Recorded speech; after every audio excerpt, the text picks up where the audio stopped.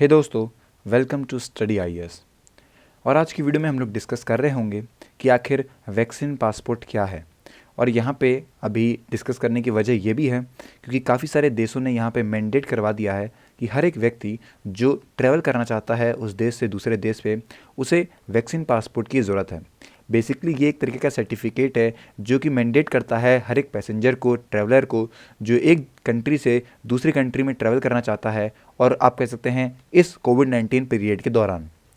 ये जो है ये काफ़ी इंपॉर्टेंट रह चुका है। अभी पिछले आप कह सकते हैं कुछ महीनों से और साल में भी यहाँ पे ये देखा गया है कि काफ़ी सारे जो केसेस फैल रहे हैं वो इस वजह से फैल रहे हैं क्योंकि एक व्यक्ति दूसरे व्यक्ति, मतलब एक व्यक्ति जो है एक देश का, जिसे आप कह सकते हैं कोविड है, वो दूसरे देश में जाता है और फिर वो वहाँ पे फैला सकता है। और कोविड जो है वो इतना ट्रांसमिटेड, आप कह सकते हैं ऐसा वायरस है जो कि बहुत जल्दी ट्रांसमिट हो रहा है। तो इस वजह को आप कह सकते हैं, इस चीज़ को कम करने के लिए यहाँ पे इस वैक्सीन पासपोर्ट जैसे कॉन्सेप्ट को लाया गया है, जिसमें यहाँ पे हर एक व्यक्ति के लिए चेक करा जाएगा जो भी ट्रैवल करना चाहते हैं उस व्यक्ति को।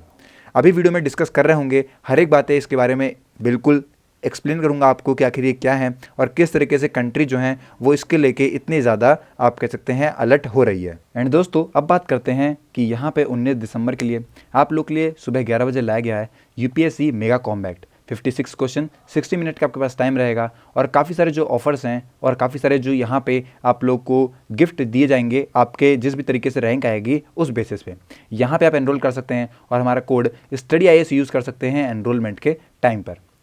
दोस्तों, यहाँ पे 8 आई जागृति अवस्थी जी की, जो कि अनअकैडमी से बिलोंग करती हैं,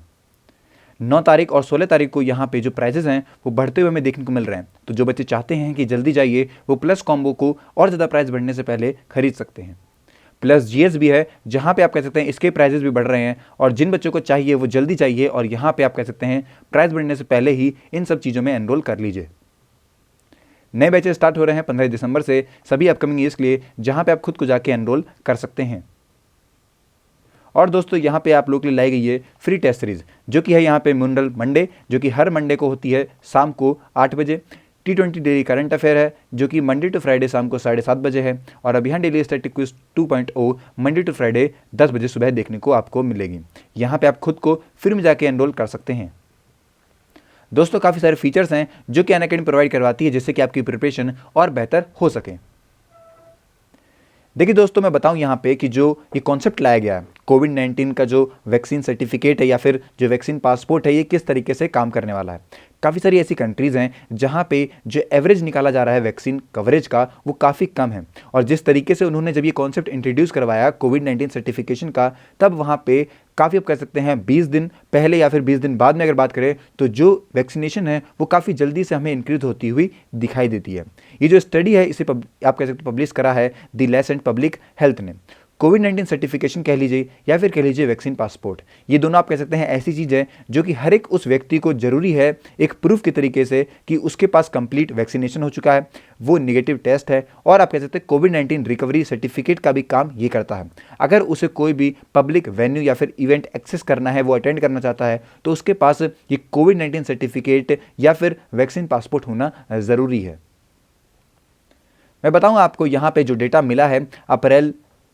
से लेके यहाँ पे सितंबर 2021 तक 6 कंट्रीज़ हैं जिन्होंने इस सर्टिफिकेट को लीगल मैंडेट करा है। Denmark, Israel, Italy, France, Germany और स्विट्ज़रलैंड। ये जो स्टडी लाई गई है जिसको यहाँ पे मॉडल करा गया है कि एस्टिमेट लगाया जा रहा है कि इस कोविड-19 सर्टिफिकेशन से पहले जो आप कह सकते हैं यहाँ पे वैक्सीन है वो काफ़ी कम हो गई थी और इसके बाद आप कह सकते हैं जैसे ही कोविड-19 सर्टिफिकेशन मैंडेट करवाया गया तो वहाँ वैक्सीनेशन जो है वो काफ़ी, आप कह सकते हैं, इंक्रीज होती हुई हमें दिखाई देती है। कंपैरेटिवली जो भी यहाँ पे उनकी कंट्रीज़ हैं जो कि कंट्रोल करना चाहती हैं कोविड-19 को, जो कि विदाउट आप कह सकते हैं कोविड-19 सर्टिफिकेशन के, वहाँ पे जो अप ट्रेंड देखा गया है वो कम देखा गया है इन कंट्रीज़ के कंपेरिजन में। जो मेन एनालिसिस है वो बताता है कि किस तरीके से ये एक आप कह सकते हैं पॉलिसी को लाने के बाद यहाँ पे जो डोजेज हैं जो पर आप कह सकते हैं पॉपुलेशन को लग रहे थे वो यहाँ पे बढ़ चुके हैं। अब लोग ज़्यादा लगवा रहे हैं और जो वहाँ की अथॉरिटीज़ हैं वो भी इस काम में लग चुकी हैं कि वो ज़्यादा लगवाएं लोगों को, क्योंकि ये अब मैंडेट हो चुका है। अगर किसी को आप कह सकते हैं यहाँ पे ट्रैवल भी करना है कहीं पे कहीं या फिर कोई वेन्यू, जैसा कि मैंने बताया कोई इवेंट हो रहा है उसे अटेंड भी करना है, तो उसको ये चीज़ मैंडेट है, उसे आप कह सकते हैं इन चीज़ों को रखना पड़ेगा अपने पास।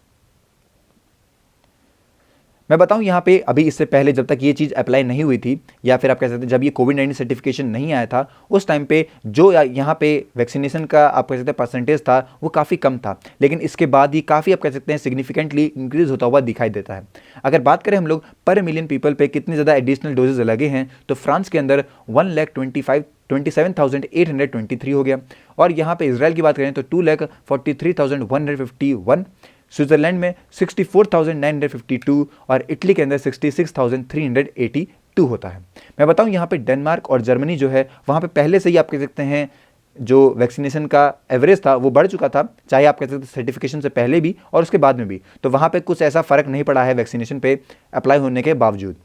काफ़ी सारी यहाँ पे कंट्रीज़ हैं जहाँ पे कह सकते हैं डेली केसेस जो थे वो भी डिक्रीज़ होते हुए दिखाई देते हैं इसके इम्प्लीमेंटेशन के बाद, जैसे कि फ्रांस हो गया, जर्मनी, इटली और स्विट्जरलैंड, जहाँ पे जो केसेस हैं वो भी कम हमें देखने को मिलते हैं जब ये जो सर्टिफिकेट है इसे आप कहते हैं इंप्लीमेंट करवा दिया गया था, लेकिन इसराइल और डेनमार्क में इंक्रीज़ हो गए थे। तो आप कह सकते हैं कई सारे कंट्रीज़ में ये चीज़ें जो हैं वो उल्टी सीधी होती हुई दिखाई देती हैं।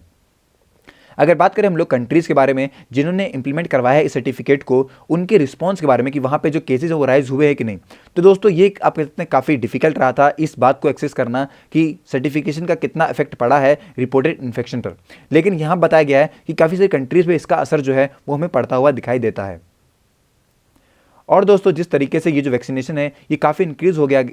आप कह सकते हैं ऐसे लोग जो कि 30 साल से जिनकी उम्र कम है, और तब से लेके आप कह सकते हैं जितने आप कह सकते हैं बच्चे हैं जो कि यंग हैं उनमें वैक्सीनेशन का आप कह सकते हैं काफ़ी अवेयरनेस, और जिन्हें क्योंकि वही लोग मेन घूमते फिरते हैं तो उनको यहाँ पे और ज़रूरी हो जाता है कि वो वैक्सीन लगवाएं, और अगर उन्हें घूमना है तो उन्हें वहाँ पर ये सर्टिफिकेट जो है ये भी दिखाना पड़ेगा।